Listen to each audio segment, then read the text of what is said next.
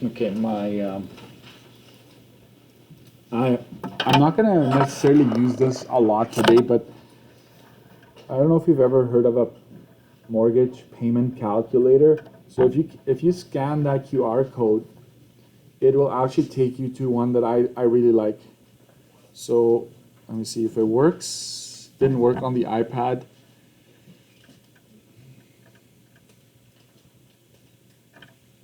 It doesn't seem to work right now. But I'll let it load, and maybe if it does open up, I'll show you how to work it. It's actually pretty good. If you're wondering, hey, if I buy a house for 400,000, what is my payment? Like, what am I looking for? And one thing you're going to learn in this unit, sadly, is that there's so many expenses that we don't talk about, which is above and beyond the mortgage payment. So the payment is just a portion. So a lot of expenses that you don't know about that I'm going to make you aware of. So let's go to page 3 here. We're going to talk a little bit about the province wants you to know have a few advantages and disadvantages of renting versus buying. So renting is normally seen as it's bad. I don't know if that's the sense you get, but oftentimes like, oh, you want to own, you want to own, you want to own. Not necessarily. It depends on your scenario, right?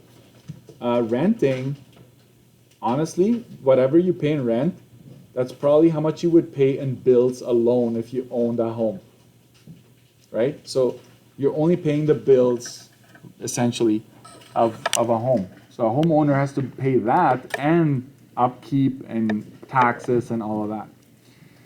So I'm going to talk about advantages of buying a home. There are some here that you can read about.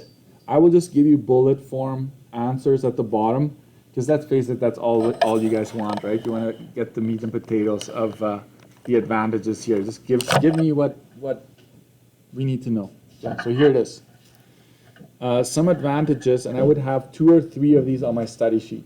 Okay. Some advantages, it would be the fact that it's a fixed monthly payment. So when you lock in to a mortgage, normally you sign for at least 5 years and nothing changes in those 5 years.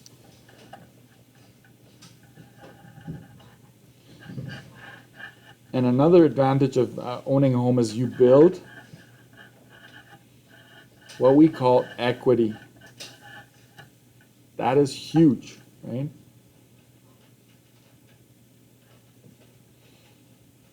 I will just leave it at that. I will explain equity later.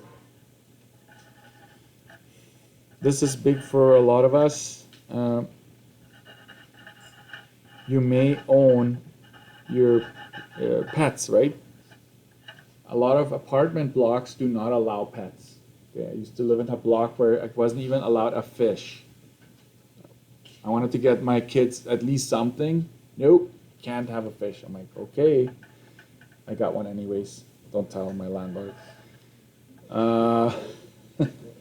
Sometimes you break the law for the greater good. Okay, I never said that. What's the other thing I wanted to talk about here? You may renovate at will.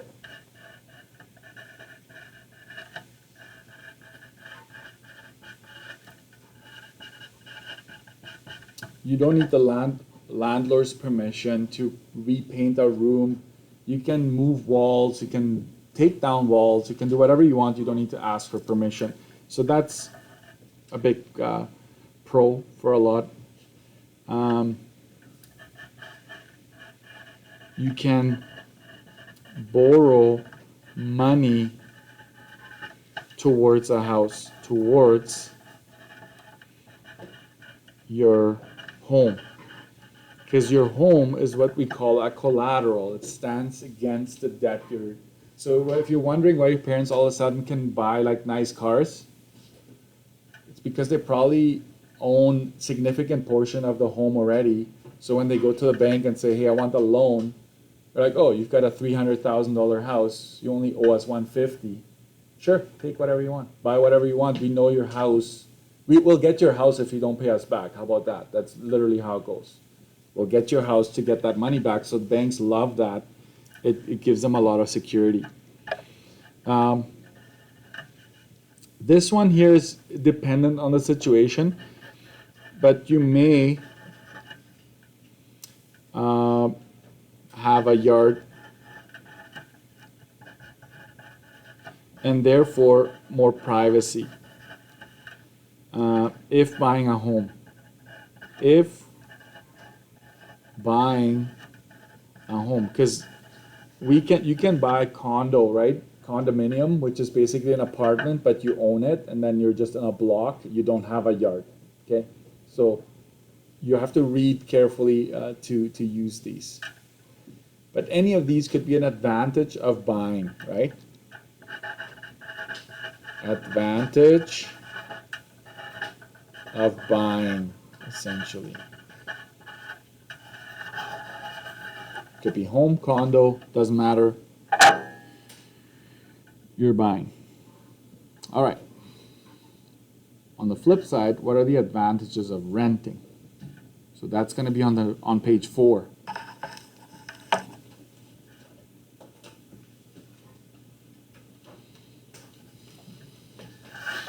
And I have to be very careful with these ones when it comes to wording, because sometimes students hear things that I'm not saying. Okay. The biggest advantage of renting is you don't need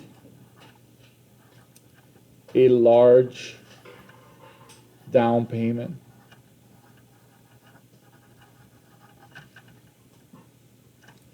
We would call this, in short, as low startup costs compared to buying a home. Getting your apartment is relatively low startup. Like you need a bit of a deposit in case you damage the suite, but that's about it. Like then you just move in and then it's yours, right? Everything is done. Lower maintenance.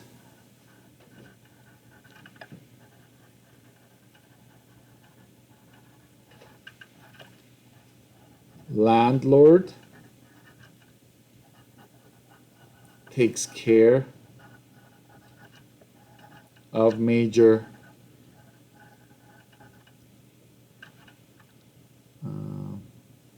maintenance items. So if there's a leak in your roof, guess what? You call the landlord, it's like, hey, there's a leak. Can you please fix that, right? If your stove stops working, I need a new stove, right? Like you don't have to worry about any of that. Here's another: utilities like water and electricity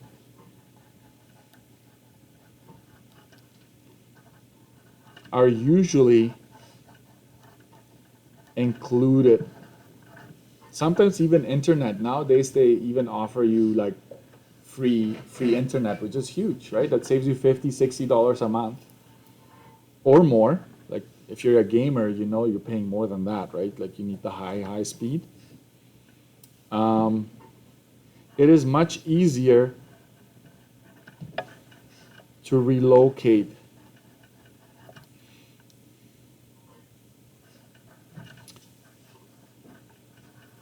If you need to move. Okay.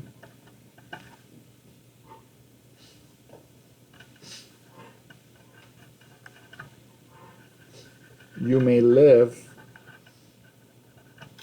in an area that is too expensive to own. That's my last one. Okay. So let's say you want to live in Wolseley area. It's very expensive to buy a house there, but you can rent. Okay. It's still expensive to rent compared to everywhere else, but it's probably a bit more affordable for you. All right, that's it for this.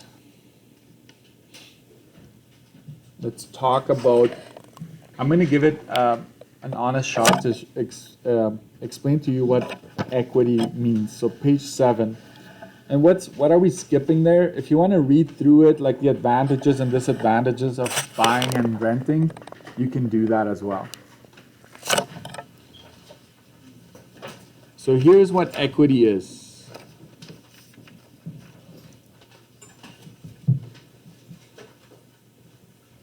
Okay. So I apologize, this is a little darker than I would have liked it to be, but let's say at the very beginning, you buy a home. This is just hypothetical. You can't buy a home for 100,000 anymore. Those days are gone, right? But if you buy one for 100,000 and you pay down 60,000, this is supposed to say 60,000. You can fill that one in. Okay. We call that portion, that's the portion of the home that you own right now, which means that you owe the bank 40,000, correct? As time goes by, so this is time right here, time in years. Try to understand that, because I think if you own a home ever, you're going to want to tap into equity. Okay. As time goes by, what happens? Two things happen. I'm going to give this a color here. I'm going to go red here for mortgage. The 40 grand that you used to owe the bank, what's happening to that amount? It's decreasing because you're making payments, right? Hopefully at some point it's $0 that you owe them. At the same time, what's happening to the value of your home? Hopefully, this is probably more like zigzag, right? It's not perfect, but the value of your home is increasing. So your equity is stretching. It's getting bigger and bigger, right? Because two things are happening. The value is going up on one end, and on the other end, your amount owing is going down. So equity is the difference between the value of your home and how much you owe the bank. Okay? So this is very powerful. Like, some people have hundreds of thousands of dollars worth of equity in the home. What does that mean? Can I take this money? Can I just take it and buy whatever I want? Not really. It's in the house. But you can go to the bank and say, hey, I've got $400,000 worth of equity. Can I buy myself like a cottage with this money? And they'll be like, sure. Like, we'll borrow you for $200,000 for a cottage. Yeah, sure. Go take it because you've got equity. So they know they can get it out of your house if you ever default on your loan, okay, on your mortgage. What is a mortgage? It's just a big loan towards real estate. That's what it is. So loan is for a car, for a vacation, something that's smaller and usually paid off in 5 to 7 years. A mortgage is real estate, and it's usually 25 to 30 years. Okay, so this would be 25 years. Most of us will be done paying off our mortgage in 25 years. But it's getting, some people are going for 30 already because the mortgage payment is so big, they just go over 30 to make it a bit more manageable. So here we go. I will give you a short definition of equity. Equity is the difference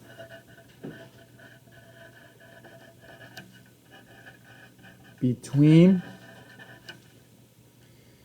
the value of the home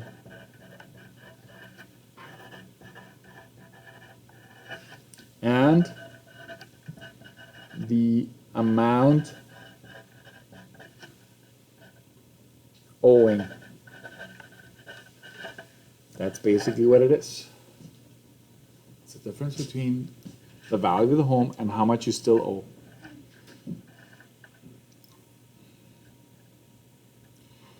It grows due to two things that are happening. Increase in value and decrease in amount owed. So this is just an aside. It's like a two-pronged approach here. So equity is powerful, and that's one of the main reasons that I would advocate for buying a home, because you build equity. That's what we say. We build equity as you're paying off. Okay? All right. So if your parents ever took you to like fancy places for vacation, they may have tapped into their equity. They may have said, you know what, this is a once in a lifetime thing. We'll just just borrow money and we'll just go on that vacation, right? And maybe you never went. Your parents are just careful with money. That's good, right? They're like, I don't want to owe money for no reason. So let's go to 8.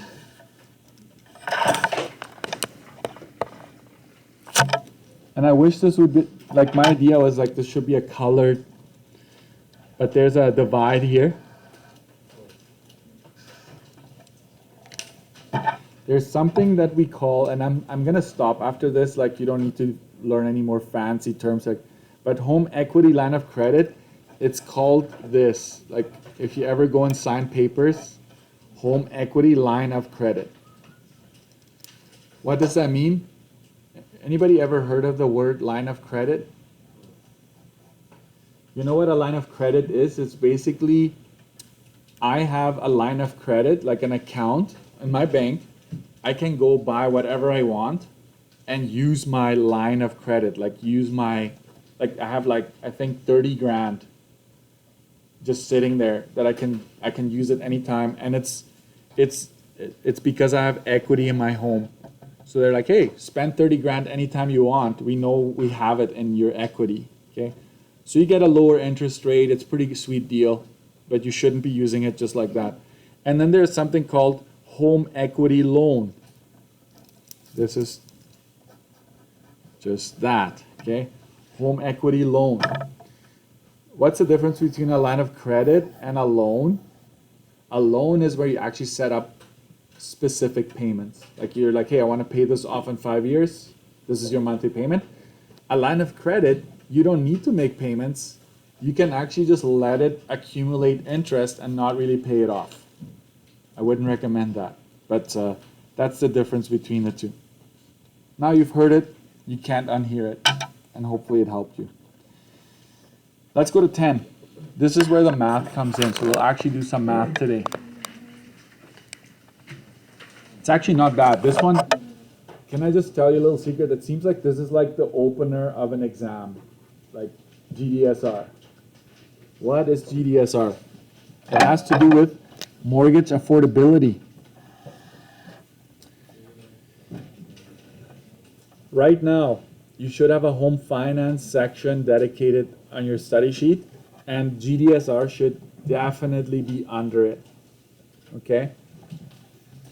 What does the Gdsr do? Like, what is that gross debt service ratio that we're going to calculate? It determines if you can afford the house. The bank uses this to this day to determine whether or not you can actually afford this thing. And watch this. The Gdsr must not exceed 32%. It cannot be over 32%. If it does, you're not going to be qualifying. And here's the Gdsr formula. I want you to have this on your study sheet. It is in your formula sheet, but I would still like you to have this on your study sheet, because on our study sheet, we're going to highlight the following. What's one word that kind of stands out? You see monthly everywhere? That is the word I would like you to highlight. Everything in this formula has to be converted to monthly amounts. That is very important. And I also want you to add this part right here. I want you to add a big bracket right here and another big bracket at this end right here.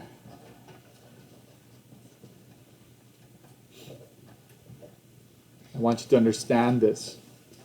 Watch what we're going to compare. We're going to take our monthly mortgage payment. We're gonna take our monthly property tax. Every owner in this city pays property taxes. And we're gonna take the monthly heating bill. We're gonna add up those three, and we're gonna compare it to your income. Okay, that's really what we're doing. And then we're gonna multiply this by 100 to get a percentage out of this. That's why we're multiplying it by 100. Your monthly housing costs must not be greater than 32, one more time, of your income. If someone's GDSR is greater than 32, the bank will not approve the mortgage applied for. Okay, so here's where I want you to grab a highlighter.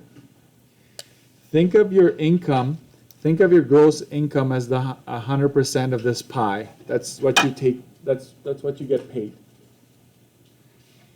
And we're gonna say that only a third, it's about a third, okay, that can be spent on housing, okay? This is what we call housing costs. Everything else can be spent on whatever you want, but only a third has to be spent on, or maximum of a third can be spent on housing. So I want you to have this under your GDSR formula, okay? GDSR. This is the 32 line. If you're above it, that is bad. Okay, you're overspending. You're not going to be approved. The bank will not approve you. If you're below it, that is good. And I have to emphasize, if you do not mention the 32%, you will not get the marks if they ask you, will the bank approve this person? You have to mention the 32%. So I want you to have this somewhere under this formula, okay? So I will box that in. Bless you. And to go from annual to monthly, we just divide by 12. Okay, that's one more thing that I want you to have there. And I was just reminded of something. Pay attention to this. To go from annual to weekly, anybody remember how many weeks? 52, that's right. That was grade 10 that you learned that last probably, right? 52. This last exam, they threw weekly at us, and students thought it was like, they weren't sure how many weeks, so a lot of students lost half a mark because they didn't know. So that's why I'm mentioning it here. Okay. Mortgage is a loan towards real estate. So you might want to give this a read after we're done here. Property taxes. All home or condominium owners pay this tax to the local municipality. It pays for road maintenance, snow removal, all of that stuff. Heating costs. Most houses are heated with natural gas or electricity. Both are provided by Manitoba Hydro. So that's just for you to know what those three components are that we're adding up in our formula. Here are some additional formulas. Okay, make sure you have this also on your study sheet. It's as easy as just writing them down. Maximum that you can spend on housing. Okay, maximum monthly housing cost someone can afford would be your income times 0.32. And here's the maximum mortgage payment someone can afford.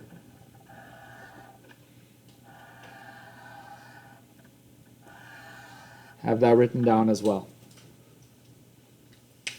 Everything that is boxed in, I would always, especially if it's highlighted, I would strongly suggest you add it to your study sheet. It doesn't take long.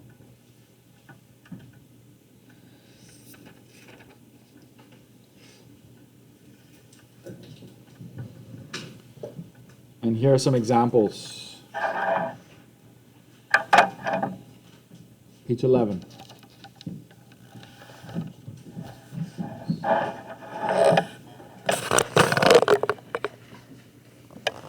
So you're going to have these formulas on your study sheet so you can easily answer questions that are on this page. For example, on page 11, the Oliviers have a combined family income of $5,800 gross before income tax. You'll never have to add taxes at all. You don't worry about that. What is the maximum they could spend on housing? Use this formula. Max housing is your income times 0.32. So it's 5,800 times 0.32. And this is 1856 that they can spend a month. This is already monthly. It doesn't say, eh? But I should tell you whether it's monthly or not, but this is a monthly amount. So this is how much you can spend on housing. What is housing again? One more time. It's your mortgage payment plus heating plus property tax. These are the three things that we consider housing. So if you were to combine those three, the maximum you can spend on this category is $1,856 a month. And I just used that formula. Okay? Next, the Oliviers estimate that the houses they're looking for will cost approximately $180 per month on heating. Let's highlight that.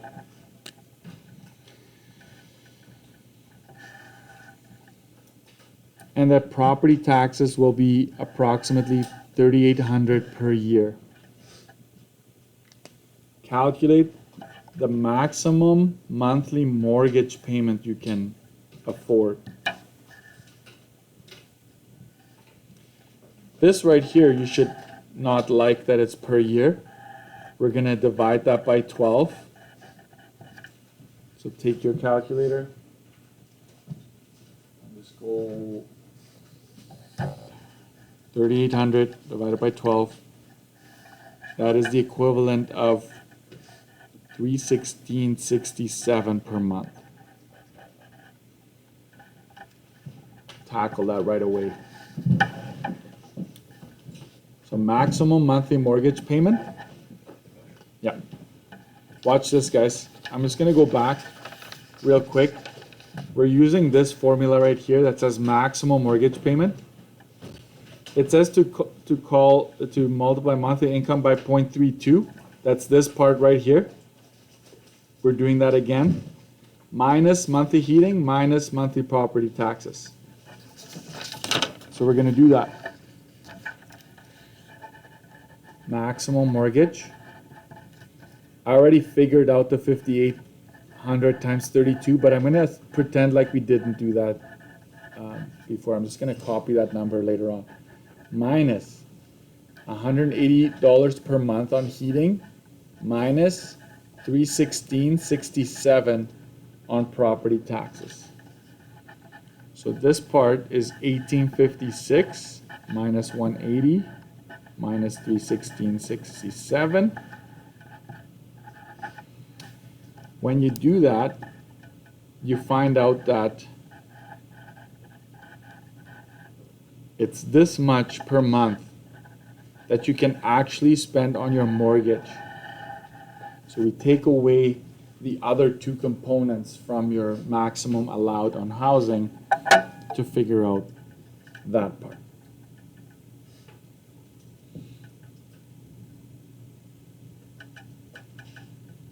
And here is where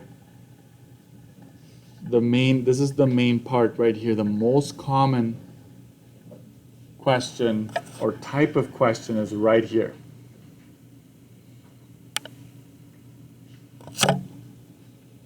So let's read that. Xavier is wanting to buy a house with property taxes of $3,600 per year. There it is, property taxes, $3,600 per year. The heating costs are estimated to be $250. So for heating, you pay $250 per month. He looks up an online calculator and determines that the mortgage payment is $1450 a month, and that the income is $55,000 per year. Lots of stuff, lots of information here. By the way, the income, folks, it's based on anybody that signs the contract on the house. So if there's 3 people that sign on that house when it's being purchased, all 3 incomes are going to be combined. So it's almost like you're making a big paycheck, right? So that's how this goes. In this case, there is only 1 income, so that's it. So what we're going to do right off the bat is I'm going to make this look a little scary, okay? So here we go. Gdsr. It's calling for mortgage plus property tax plus heating, okay? All of that divided by the income. And then lastly, multiply it by 100.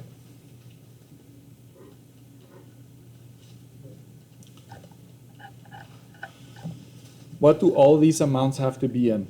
They all have to be in monthly amounts, okay? Your mortgage payment, is it per month? Yes, so put that in there. Your property taxes, it's $3,600 per year or annually. They mean the same thing. So watch what I'm going to do here. I'm going to divide the 3,600 by 12 right in there, right in my formula. You will do this separately. Don't let that scare you, okay? Plus heating. How much is heating?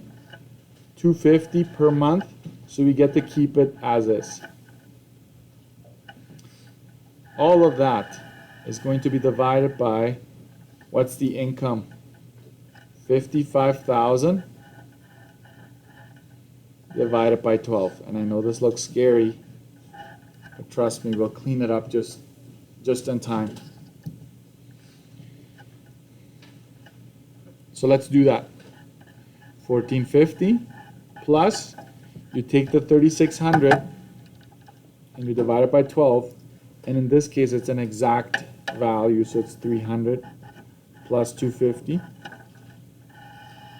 divided by, what's 55,000 divided by 12? We'll figure that out. That's 4583.33. So you got to make sure you round it to 2 decimals if needed. So basically, step by step, clean it up. Let's add these 3 here. 1450 plus 300 plus 250. That's 2,000 over 4583.33. And now turn it into a decimal. So 2,000 divided by 4583.33. That is 0.44. That is as a decimal. We're going to turn this into a percentage. So you go times 100, right? Times 100. That gives you 43.64%. This is the answer that I prefer you give. Okay? Give it as a percentage so that we know. Is it likely that Xavier will be approved for the mortgage? What do you think? Nope. Nope. Since his Gdsr is, what are you going to say? It's too high? You almost get the marks. What's the magic number you need to also mention? 32%. All right? Is too high. And then I'll just say above 32%. Anywhere. Just make the 32% appear somewhere and we are in business. They're very picky. They will not give you the mark unless you say 32%. Must appear. Okay? Must mention 32%. How can Xavier reduce his GDSR? Assume that he would like to buy the house in the same price range. I'll give you some options here. Xavier can increase the income, household, co-sign, like you get your parent or a family member to co-sign, because then they'll take that income into account, and all of a sudden your GDSR is lower. Get a second job.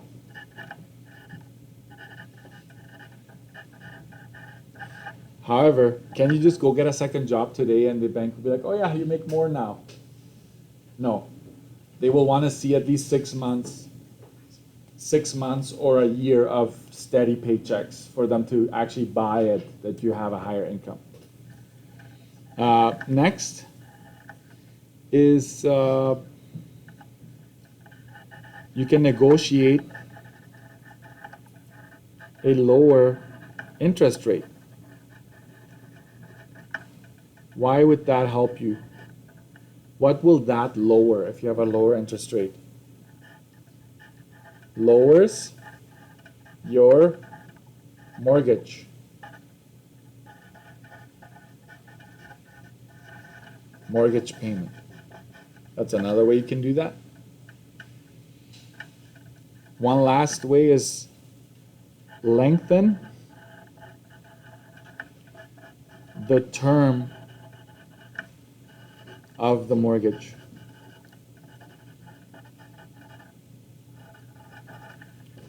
Can you read that? Let me bring that up a bit.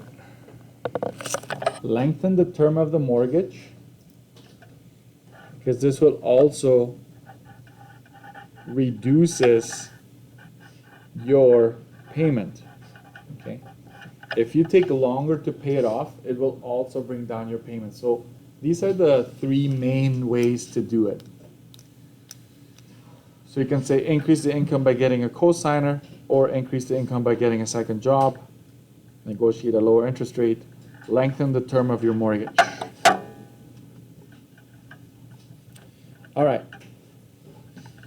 I will ask you to try this. So we're going to go 13 to 15. So skip 12 for now.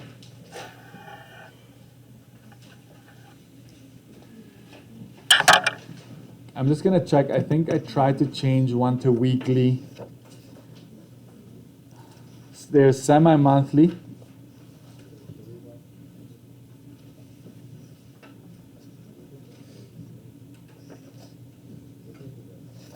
Yeah, give it a try. I'm going to pause here. I'll post the answer key as well.